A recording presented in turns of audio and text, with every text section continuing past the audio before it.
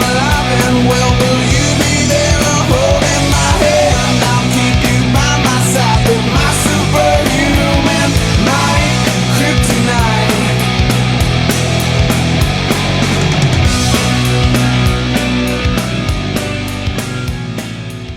So here we are, the mysterious Mare Do-Well, said to be one of the worst episodes, if not the worst episode in the entire series.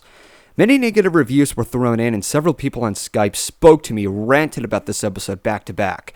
And of course, after opening myself up to reviewing episodes by request, this is no surprise at all. But despite all the complaints and gripes and moans that I heard of, the truth was, I just didn't care how bad this episode was. Many episodes prior to me felt very exciting to me when watching Season 2, but after watching Mysterious Mare Do-Well, I just thought it was a whatever, and I simply moved on afterwards.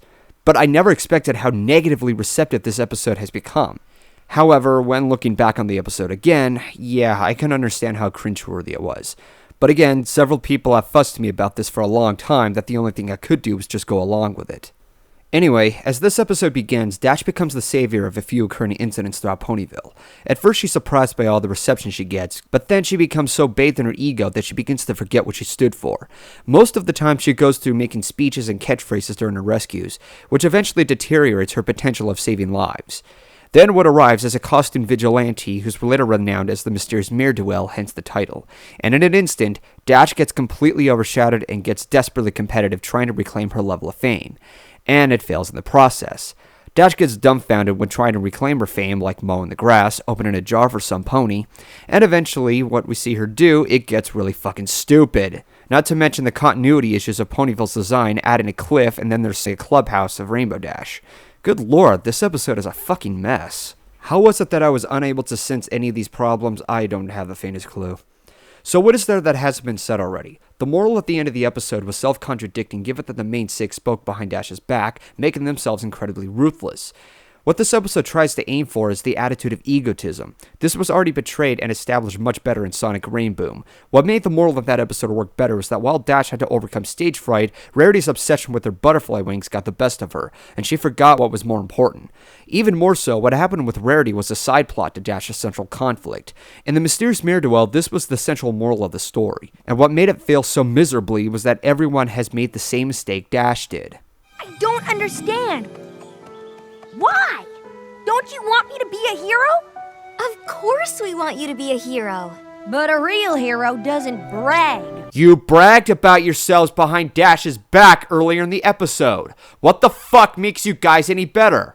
You could argue that maybe this was done on purpose to reflect on Dash's behavior at the beginning of the episode, but a better solution would be for the main six to talk to her at first, which is a more mature step before taking any further actions. And yet they don't. And if Dash refuses to listen, then dress up as a vigilante to motivate her afterwards, and then you could potentially make a better script.